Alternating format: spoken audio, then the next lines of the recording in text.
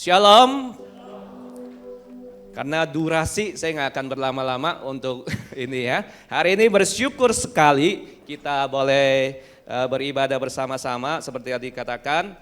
Kami dari Yayasan Unike ya, sahabat Kristus, ada salam dari Pak Christian dan Bu Ane dan teman-teman juga di sahabat Kristus. Saya hari ini memperkenalkan nih, bisa ya, ini dia ya. Saya nggak datang sendiri. Saya datang bersama dua keluarga lagi. Kalau mau bawa semua nggak akan muat di sini ya. Ada 203 keluarga, hanya 3 keluarga aja yang ikut ya. Ya, ini ada saya dengan keluarga saya ada di depan sini. Ada Pak Jeki dengan keluarganya, boleh berdiri Pak Jeki. Ini Pak Jeki dan keluarganya. Ini Pak Renal dan keluarganya. Ini jadi 4. 12 murid Yesus kami datang ke tempat ini. Bukan ya, bukan. Oke. Nah, hari ini kita sama-sama mau memikirkan sebuah tema yang sudah diberikan kepada saya, yaitu From Home to the World, gitu ya. Nah, biar lebih nancep, lebih gampang, saya bawa untuk kita sama-sama memvisualkan apa yang kita mau bicarakan sama-sama. Dari rumah ini ya, dari rumah kita mau menuju ke dunia. Ya, dunia jauh banget di sini ya. Kita geser dikit ya. Ya, jadi begini. Nah, anak-anak di sini banyak, ada lagi kantong-kantong ajaib ini, banyak isinya nanti ya, satu-satu Pak Bunha udah akan keluarin buat kalian ya.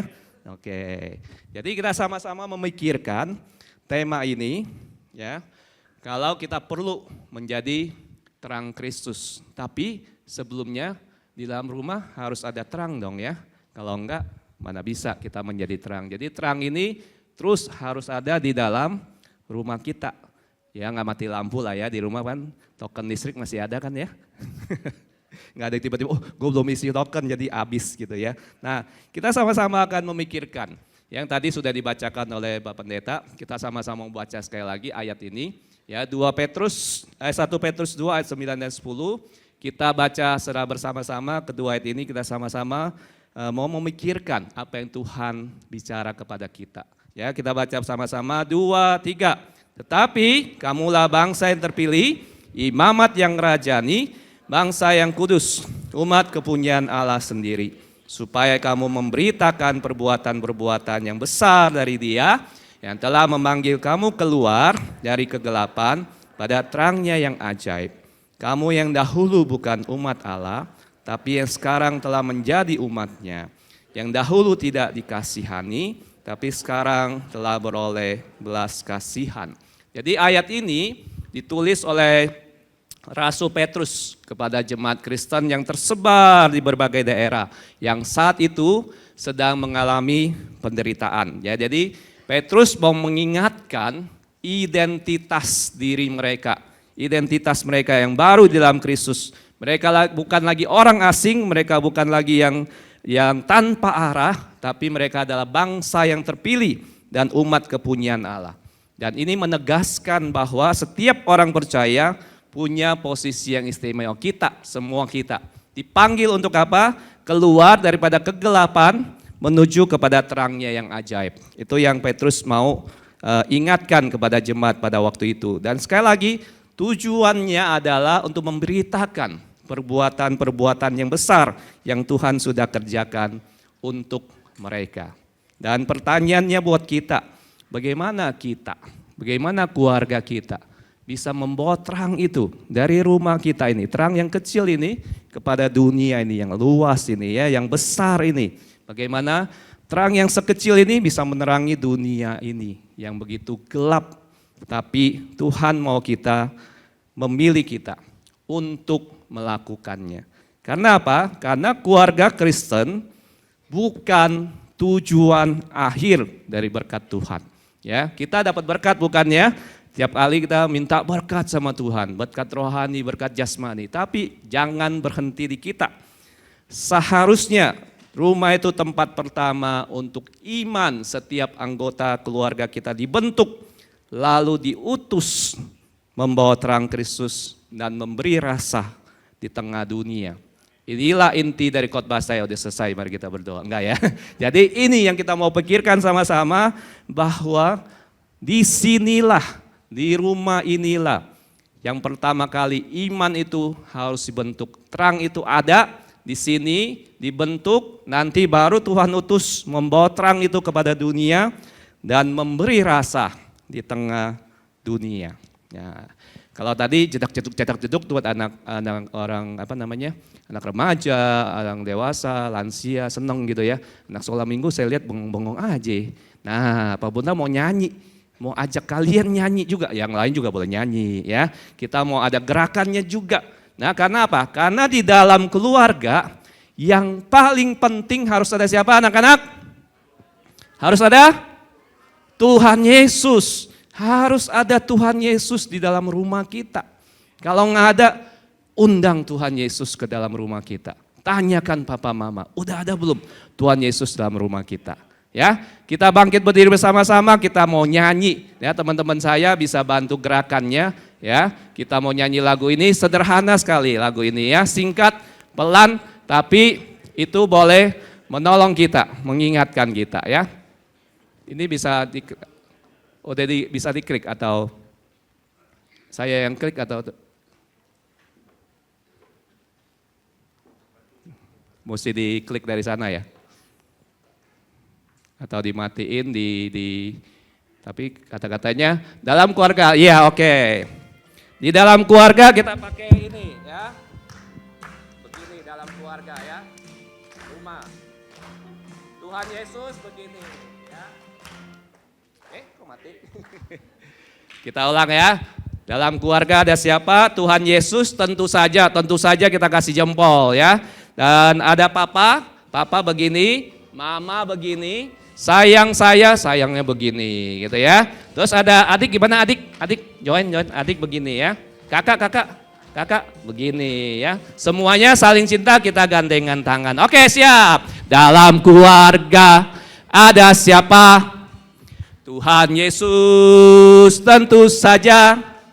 Ada juga mama, semuanya sayang saya. Sekali lagi, dalam keluarga ada siapa? Tuhan Yesus tentu saja.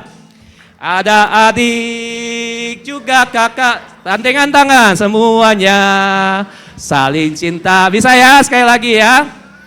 Kita harus yakin di dalam keluarga kita ada siapa. Yang paling penting harus ada Tuhan Yesus di dalam keluarga kita yang memberikan kita kasih itu sehingga kita boleh saling mengasihi dan kita merasakan kasih Tuhan. Sekali lagi katakan, dalam keluarga ada siapa? Siapa?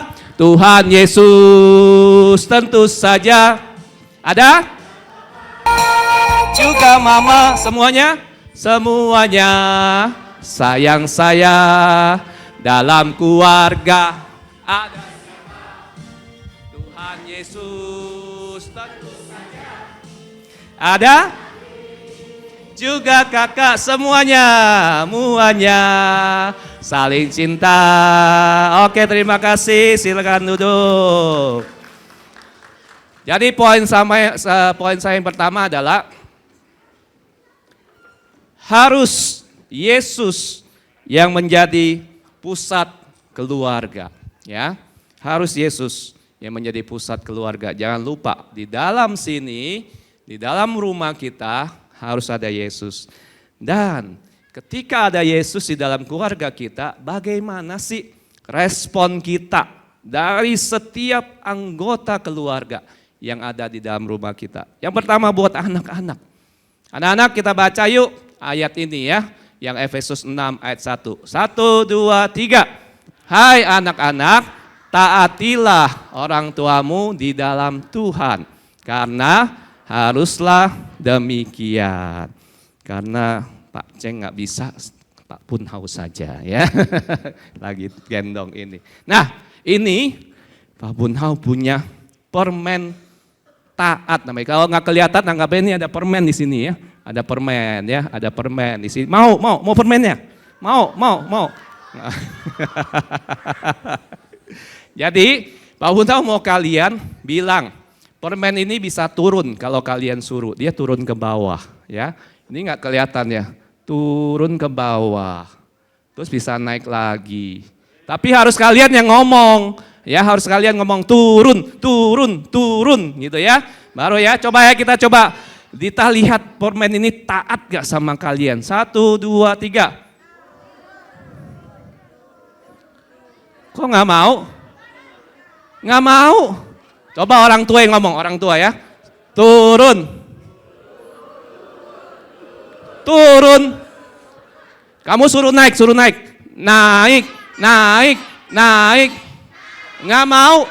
Orang tua. Naik, yang di atas sangat kelihatan ya, karena kecil. Ya, sekalian coba lagi ya, coba lagi. 1, 2, 3. Turun lu. Naik, naik, naik, naik. Naik lu. Ya, try this at home ya, tanya papa mama gimana caranya ya. Jadi, anak-anak, taat itu susah atau enggak? Saat itu susah atau enggak? Susah ya. Taat itu apa sih? Taat itu adalah apa? Kalau disuruh mandi, segera mandi. Kalau disuruh belajar, segera belajar. Kalau disuruh tidur, segera tidur. Kalau suruh jangan main gadget, taat juga gitu ya. Nah, taat ini nggak cuma buat anak-anak sekolah minggu, buat anak remaja, pemuda, kita pun orang tua perlu taat kepada Kristus. Kita perlu jadi contoh buat anak-anak kita. Kalau orang tuanya aja kagak taat, gimana anaknya bisa taat? Ya, anak-anak melihat kita. Nah, anak-anak, Pak Uno ajak lagi nyanyi satu lagu lagi. Susah, susah. Kalau mau diatur tuh susah, ya. Tapi saya yakin anak-anak di sini pasti mau diatur. Yuk berdiri yuk, kita nyanyi lagu ini yuk. Yuk, susahnya aku taat ya. Ya, mesti dipencet lagi. Anak-anak aja ya, anak-anak. Nah, boleh ikutin ya, boleh ikut ya, ininya nggak kelihatan. Mesti matiin lagi, keluar lagi. Ya oke, bisa. Nah ingat, susahnya aku taat. Lebih mudah? Lebih mudah tidak taat. Taat tuh begini ya, susahnya ku diatur. Maunya mana? Lebih mudah ku mengatur. Pilih yang mana? Pilih yang mana, yang menyenangkan Tuhan, yang menyenangkan tuh. Kita pilih apa? Ku pilih taat, mau diatur, wajah Tuhan tersenyum. Sekali lagi ya, mau pilih taat atau enggak? Susahnya aku taat, lebih mudah tidak taat. Susahnya, benar ya orang tua, susah ya, susah diatur ya. Lebih mudah ku mengatur. Anak-anak pilih mengatur kita. Yang mana yang menyenangkan Tuhan? Ku pilih taat, mau diatur, wajah Tuhan tersenyum, wajah Tuhan tersenyum. Wajah Tuhan tersenyum. Silakan duduk, terima kasih. Jadi pilih taat atau nggak taat? Pasti pilih taat gitu ya. Oke, nah sebagaimana respon orang tua? Ya, orang tua ketika anak-anak kita mau taat kepada kita, bagaimana respon kita? Kita lebih dulu menjadi murid Kristus, kita lebih dulu taat. Kemudian secara sengaja, secara intensional, konsisten, menuntun, mengajar, memberi teladan kepada anak-anak. Supaya kita sama-sama bertumbuh karakter kita. Serupa Kristus di dalam hidup sehari-hari di rumah. Inilah konsep pemuridan keluarga yang saya akan sharingkan nanti jam 9:30 di sharing visi misi ya. Setelah ini ya kita turun ke bawah. Saya mengundang untuk teman-teman, untuk Bapak Ibu yang mau mendengar apa sih pemuridan keluarga itu, mari hadir. Saya akan sama-sama men-sharingkannya di sana, gitu ya. Karena seharusnya rumah itu menjadi tempat pertama seorang anak belajar menjadi murid Kristus. Itu yang harus kita lakukan, gitu ya. Dan anak-anak, ingatkan orang tua 6, 7. Gimana 6, 7? 6, 7 ya. 6, 7, Ulangan 6 ayat 7. Anak-anak suka 6, 7 ya. Jadi ingetin orang tua. Untuk apa? Ajarkan berulang-ulang. Orang tua yuk kita baca ya. Haruslah engkau mengajarkannya berulang-ulang kepada anak-anakmu dan membicarakannya apabila engkau duduk di rumahmu, apabila engkau sedang dalam perjalanan, apabila engkau berbaring, dan apabila engkau bangun.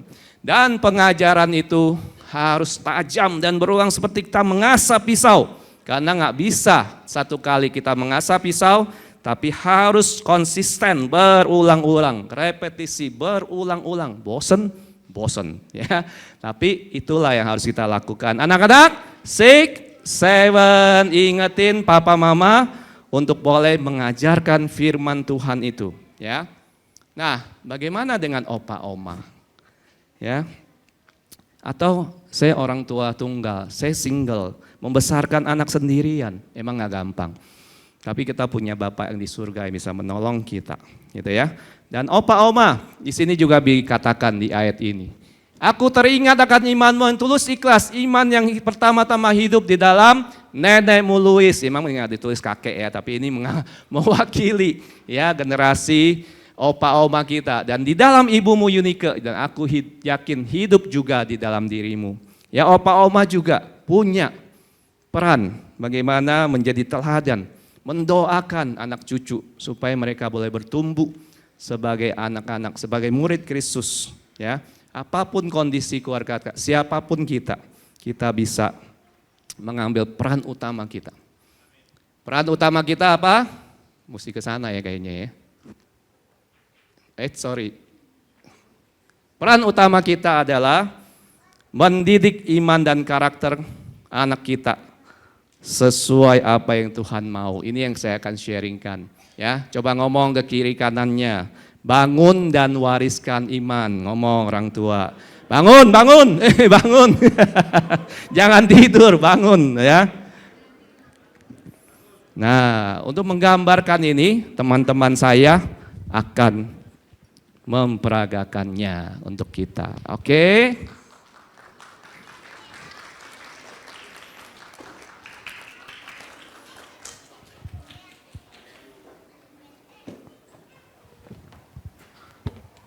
Saya mesti ke arah.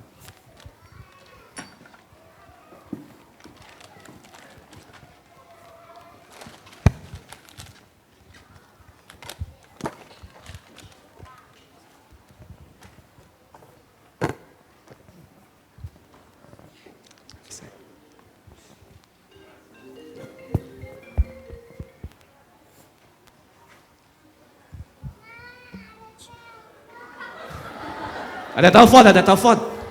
Teleponnya diambil.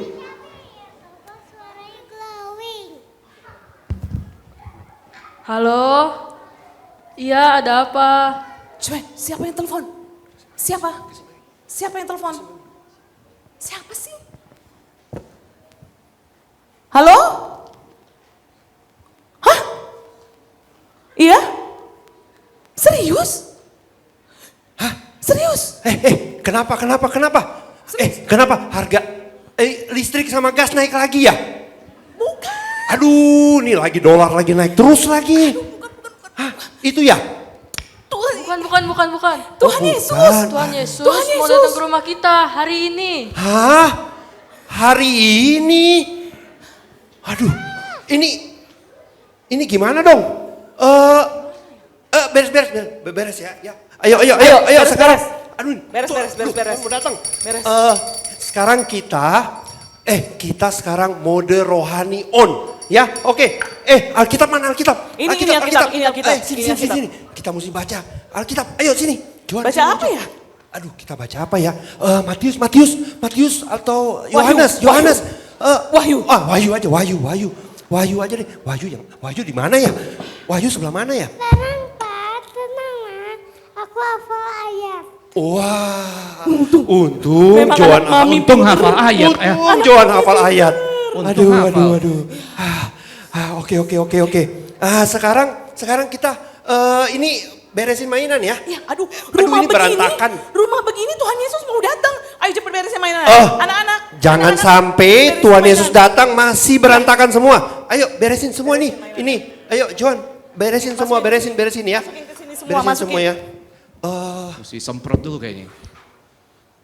Nah, ini Apa itu? lagi beresin kita semprot ya. Ini wangi, ini wangi. Wangi Ini apa tuh?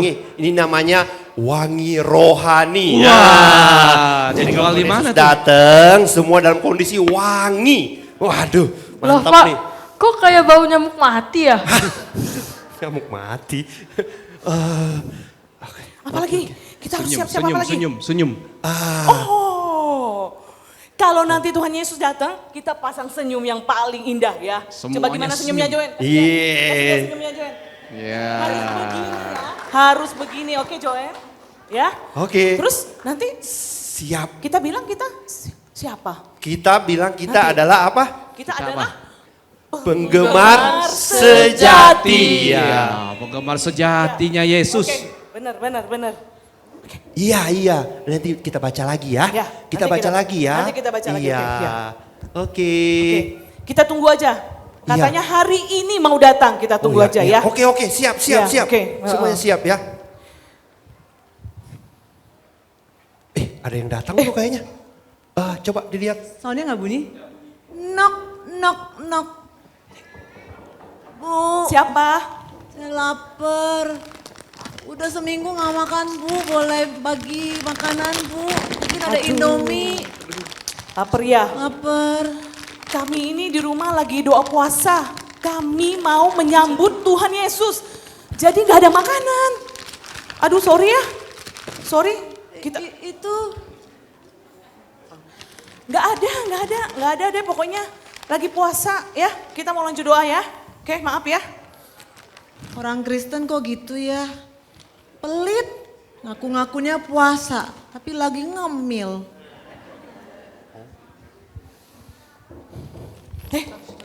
Siapa lagi yang datang? Siapa ya? Coba lihat. Koko. Permisi, Halo. Cari siapa ya? Ada apa ya? saya mau cerita sedikit, saya lagi ada masalah, mau curhat. Aduh, ini kita lagi sibuk. Ini kita lagi sibuk banget ini. Sebentar Karena aja, kita Pak. Sebentar ada yang mau aja. datang. Sebentar aja. Aduh, nanti aja deh. Boleh nggak nanti aja? Kita lagi siapkan. Ada orang yang spesial yang mau datang. Ya, nanti ya. Ya, oke. Orang Kristen kok gitu sih, mau curhat, gak diladenin.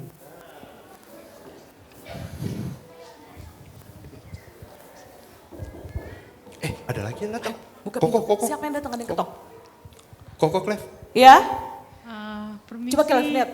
Anak saya sakit, saya nggak punya uang, boleh pinjam uang nggak?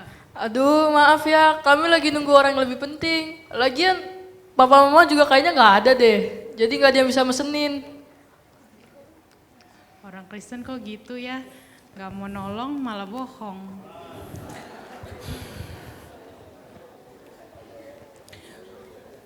Udah jam berapa? Udah jam berapa? Sudah jam berapa ini? Kok Tuhan Yesus belum datang-datang ya? Udah malam ya ini, kok Tuhan Yesus belum datang? Kok lama ya? Apa macet kali ya? Macet? Iya ya. Oh. Aku jadi kepikir, Tuhan Yesus gak jadi datang karena kita usir ya. Hah? Iya ya. aku jadi kepikir. Tadi siang banyak orang yang datang ke rumah kita, tapi mereka kelihatannya sedih. Terus kita nggak bantu. Jangan-jangan itu Tuhan Yesus tadi ya? Tuhan Yesus jangan-jangan sudah datang. Cuma kita tidak sadar. Sebab ketika aku lapar, kamu memberi aku makan. Ketika aku haus, kamu memberi aku minum. Ketika aku seorang asing, kamu memberi aku tumpangan. Ketika aku telanjang, kamu memberi aku pakaian. Ketika aku sakit, kamu melawat aku. Ketika aku di dalam penjara, kamu mengunjungi aku. Jadi kalau ada yang butuh bantuan dan datang kepada kita, jangan-jangan itu adalah Tuhan Yesus. Iya ya. Kita sibuk banget siapin ini itu ya. Tapi ternyata rumah kita tidak menunjukkan Yesus. Rumah yang sempurna bukanlah rumah yang paling terang, tapi adalah rumah yang memiliki Tuhan Yesus Kristus, memiliki kasih Yesus. Bisakah orang melihat dan mengalami kasih Yesus lewat hidup kita? Terima kasih.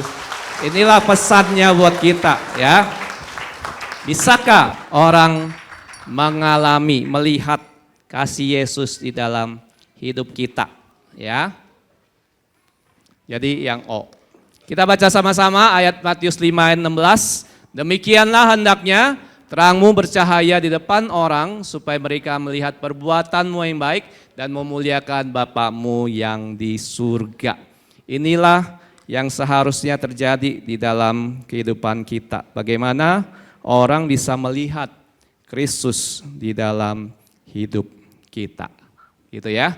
Jadi udah ada hak. Harus ada Yesus menjadi pusat.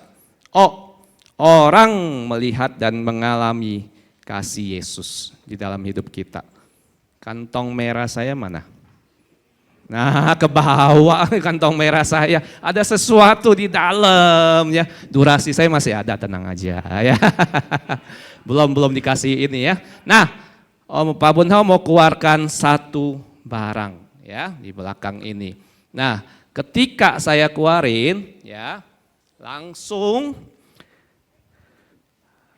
lihat mata Anda melihat apa gitu ya. Sesuatu siap-siap. Ada yang berbeda di dalam yang saya tunjukkan ya. Siap ya? Matanya siap ya. 1, 2, 3. Apakah ada yang beda? Yang pertama kali kalian lihat ada yang beda?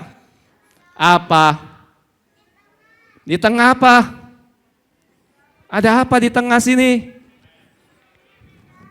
Permennya beda ya? Warna apa? Warna merah. Yang lainnya warna biru. Gitu ya. Itulah kita ya. Seringkali kita cuma seperti permen merah ini. Ya, kita cuma satu. Ya, cuma satu permen merah ini.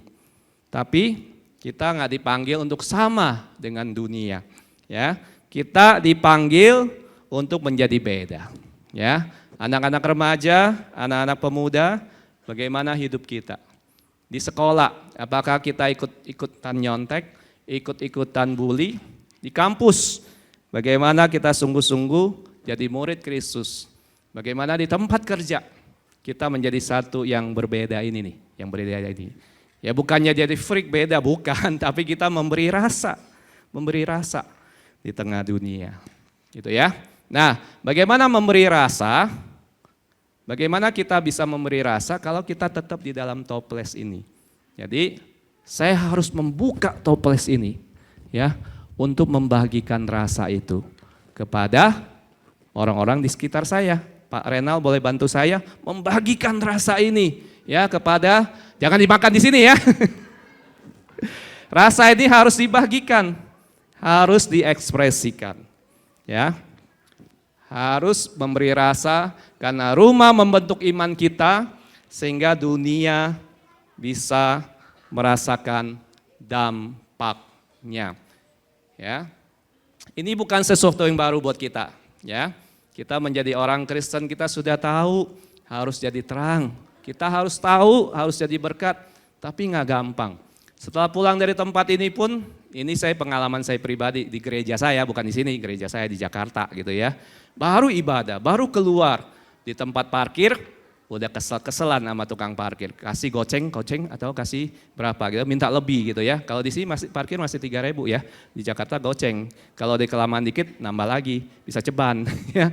Kesel gitu ya, atau ribut sama istri, ribut sama anak, itu yang terjadi ya. Saya harapkan ketika kita pulang dari ibadah, kita benar-benar tidak menjadi orang yang lain, tapi kita benar-benar menjadi terang di mana Tuhan tempatkan. Yang terakhir, bagaimana kita ekspresikan kasih Yesus itu, ya. Karena semakin kita mengekspresikan kasih itu, maka kasih itu akan semakin indah dan semakin disempurnakan. Yang terakhir, apapun kamu mau kasih, bagi-bagi. Tadi bagi permen ya.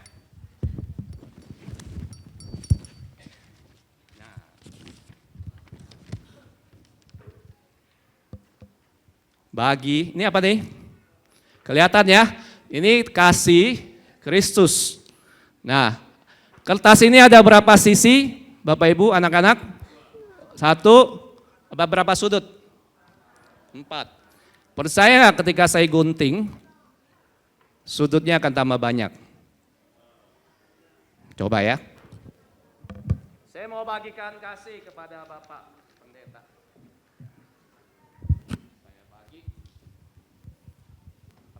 Bagi kasih. Jadi berapa sisinya? 1, 2, 3, 4, 5. Kok tambah banyak? Ke Bu Priska deh, kasih deh. Dapat kasih saya. Dapat kasih juga. Jadi berapa? 1, 2, 3, 4, 5, 6. Tambah banyak. Kita bagi lagi kepada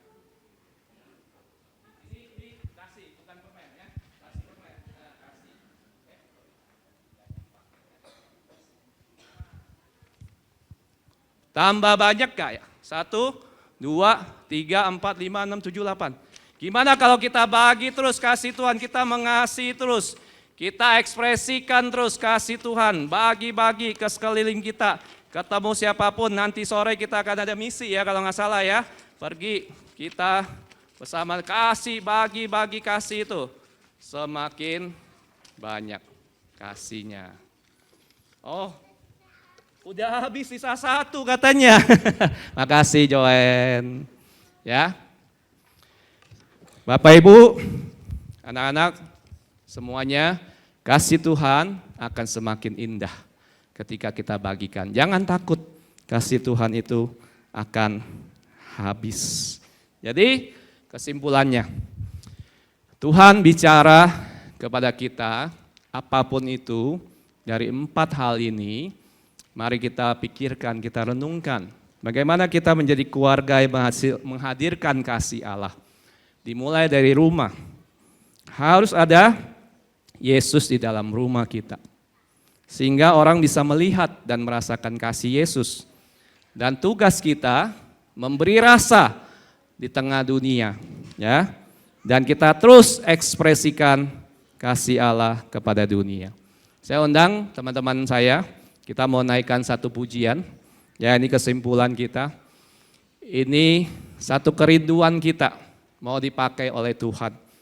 Ya, kami akan nyanyi 1 kali, setelah itu saya ajak kita sama-sama naikkan pujian ini. Lagu ini ciptakan oleh Bu Ana. Bagaimana kami rindu untuk boleh dipakai Tuhan, menjadi pelayan kecil Tuhan. Tuhan menerima kita sebagai persembahan hidup dan mengikatkan kita untuk tekad kita. Sampai kita besar nanti, sampai di akhir nanti, boleh menyerahkan hidup kita untuk sahabat kita, Yesus. Ada yang tahu lagu ini? Tahu ya, udah pernah dinyanyikan ya. Kami akan nyanyikan sekali, nanti saya ajak kita nyanyikan bersama-sama sebagai tekad kita untuk boleh dipakai sebagai pelayan Tuhan. Karena sekali lagi keluarga Kristen bukan tujuan akhir dari berkat Tuhan. Tapi menjadi tempat pertama iman setiap anggota keluarga dibentuk, diutus membawa terang Kristus dan memberi rasa di tengah dunia.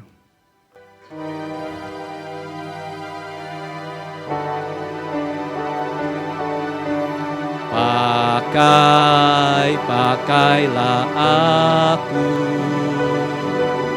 sebagai pelayan kecilmu, walau aku masih terlalu kecil. Tuhan,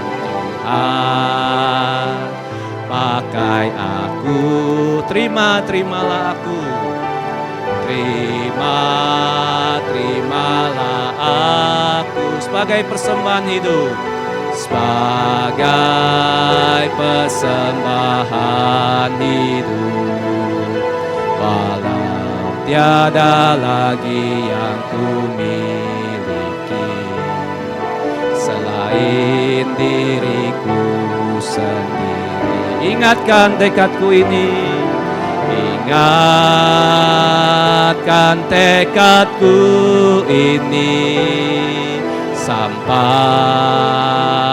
ku besar nanti. Ku mau serahkan hidupku untuk sahabatku. Ingatkan tekadku ini, ingatkan tekadku ini, sampai ku bersama. Kita mau serahkan hidup kita, mau serahkan hidupku untuk sahabatku. Saya undang kita bangkit berdiri bersama-sama. Kita mau nyanyikan pujian ini. Kita minta Tuhan yang memakai kita.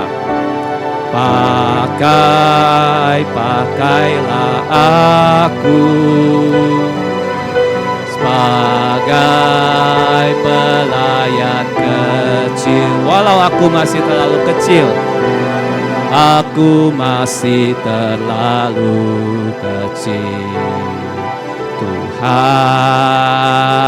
pakai aku. Oh, terimalah aku ya Tuhan.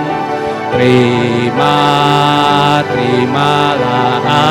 aku sebagai persembahan hidup, sebagai persembahan hidup. Walau tiada lagi yang kita miliki, tiada lagi yang hidup kita sendiri kita persembahkan kepada Tuhan.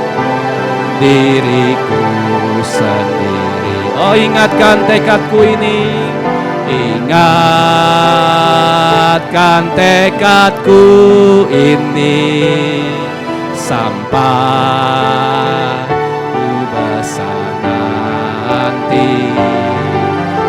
Mau serahkan hidupku untuk sahabatku.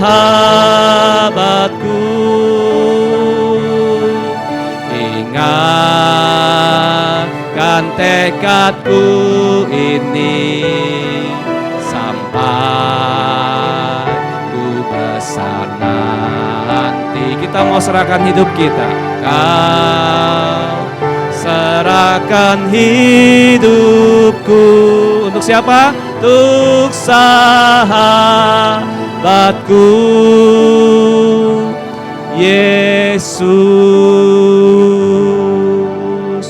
Mari saudara, Gereja Kristen Kalam Kudus Taman Kopo Indah membangun keluarga sehat sehingga gereja menjadi kuat, negara pun hebat, kita diutus jadi berkat. Mari kita berdoa.